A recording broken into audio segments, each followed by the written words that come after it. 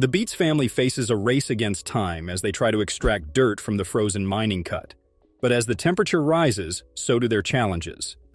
Would they be able to fix their problems in time for the day's mine, or would they go back home disappointed? Stay tuned to find out. In the heart of the operation, Kevin BEETS finds himself battling a mechanical breakdown in one of the trucks. With the fleet frozen, their efficiency takes a hit, and the pressure is on. He complains sadly about the amount of time they have wasted and how important it is for the continuity of their show that the trucks get back on track. He says that if they don't fix the truck as soon as they can, they will be seriously behind their schedule. Meanwhile, the relentless Ruby Mahoney is digging deep, uncovering signs of gold in the soil. The promise of hitting the fabled white channel page keeps the team motivated, but challenges persist. Back at the truck, Kevin faces another breakdown, putting operations on hold. The radio crackles with urgency as the team scrambles to fix the issues and keep the tight schedule intact. Again, Kevin complains about how hard it is coping with the excesses of the rock, breaking down from time to time without any signs. He emphasizes the need for the trucks to be back in action ASAP. The mining team, despite setbacks, presses on with determination. Tony BC takes charge, strategizing to salvage the situation and keep the mining operation on track. Like Kevin, Tony sees how important it is for them to avoid any more setbacks. Time is of the essence if they want to make the quota for the day. He rallied the team, and soon enough, the machines began to work and they began to set the ball rolling. Over at the wash plant, Fred Lewis seeks guidance from Parker. Equipment issues threaten to compromise Fred's gold production target for the season. Fred and Parker talk about the issues they have with their equipment and the urgent need for a solution. Because if they don't find a remedy to this problem, they may not be able to continue with the series. Fred makes the tough call to shut down the wash plant, creating doubt about the viability of reaching the season's gold target. The team, however, remains determined. Just when the morale of the workers seem to have been given a little push, another problem strikes. Dave encounters difficulties with a jammed tail pulley, causing another setback. The team works tirelessly to resolve the issue and resume operations. Amidst the challenges, a potential gold discovery in a broken rock renews hope for Dave's team. Despite setbacks, the miners remain committed to overcoming obstacles for a successful season. Dave's confidence, and that of the other miners, is renewed by the discovery, despite the hiccups they encountered. He is sure that they will strike gold more than they have ever struck before. In a bold move, Fred Lewis decides to tackle the frozen creek obstructing their mining claim. Facing an icy barrier, the team orchestrates a plan involving a massive pump to melt the ice. The risky operation requires careful navigation, and Fred, tethered to a safety rope, takes the plunge into the unknown. The team successfully activates the pump, spraying a powerful stream of water onto the frozen creek. As the water penetrates the ice, Fred cautiously makes his way across, ensuring the safety of the crew. While the ice slowly yields to the relentless force of the water, concerns arise among the crew. The unpredictability of the situation and the potential risks weigh heavily on their minds.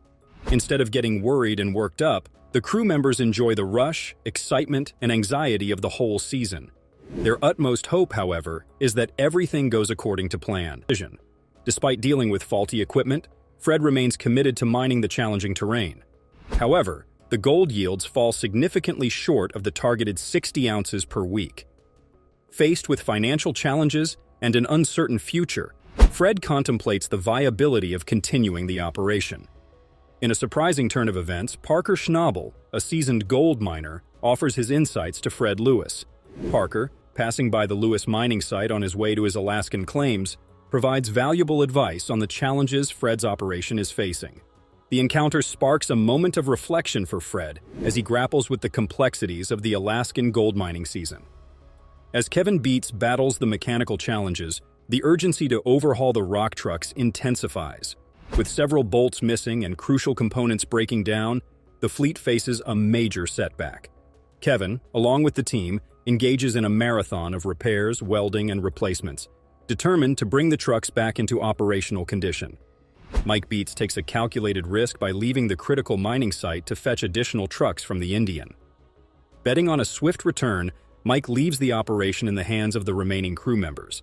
The decision is a high-stakes gamble, hoping that the gain in truck numbers will outweigh the potential loss in operational momentum during his absence. Tony BEETS faces a managerial dilemma as the mining operation grapples with unexpected breakdowns and delays. With a third of the rock trucks out of action due to mechanical issues, Tony contemplates alternative plans. The need to balance immediate solutions with long-term strategies puts Tony in a tight spot, testing his leadership in the face of adversity. Expert operator Ruby Mahoney becomes the unsung hero as she embarks on a relentless digging marathon. Working day and night, Ruby pushes the machinery to its limits, determined to reach the fabled White Channel pay. Her unwavering commitment sets the tone for the entire team, instilling a sense of hope and determination amidst the challenging conditions. Fred Lewis finds himself at a crossroads as the challenges mount. With only 118 ounces of gold, well short of the targeted 500 ounces for the season, Fred contemplates the harsh reality.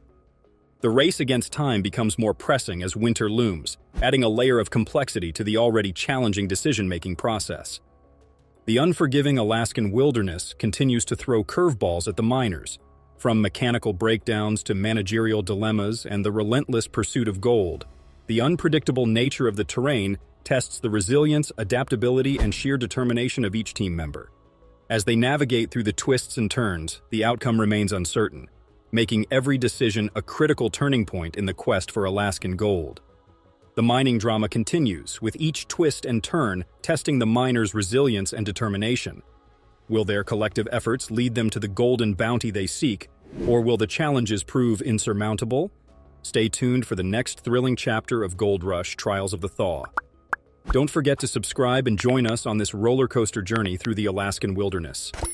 Like an avalanche, sudden, devastating, and impossible to stop once it started moving. Production numbers that once broke records were now breaking spirits, with gold totals dropping faster than thermometers in a Yukon winter. Wash plants that once thundered with constant activity now sat silent more often than they ran, victims of both mechanical failure and increasingly barren ground. Inside sources revealed that even Parker's most reliable cuts were yielding less than half their expected values. Confidential documents and crew testimonies exposed the true extent of the operation's struggles. Equipment that should have been replaced seasons ago was being held together with emergency repairs and desperate workarounds. The sophisticated water management systems, once the envy of every operation in the Klondike, were failing systematically. Pumps struggled against rising groundwater, while repair costs soared higher than excavator booms. Industry insiders reported that Parker's legendary determination had turned into something else, a stubborn refusal to acknowledge that his aggressive mining style might be part of the problem.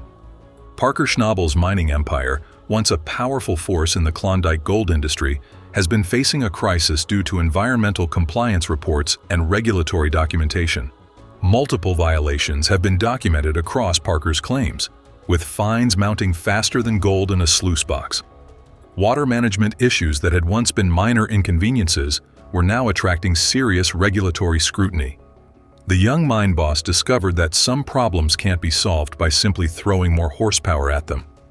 Each new regulation seemed designed to target the aggressive mining style that had built his reputation, forcing costly adjustments that further strained the operation's resources.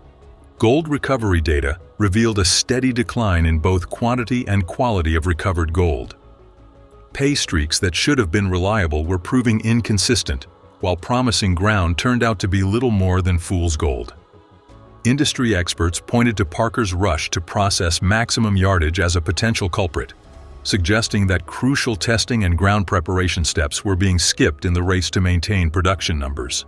The young mine boss, who once seemed to have an almost supernatural ability to read ground, was now making rookie mistakes, choosing quantity over quality in a desperate bid to keep his empire afloat. By the end of the season, the signs of systematic failure were impossible to ignore. Equipment sat idle, covered in a layer of Klondike dust that grew thicker by the day. Drone footage revealed abandoned cuts across multiple claims, each one a testament to miscalculations and overambitious planning. The empire that Parker had built through sheer determination and grit was crumbling faster than thawing permafrost. Industry veterans who had watched his meteoric rise now shook their heads at what appeared to be an equally spectacular fall.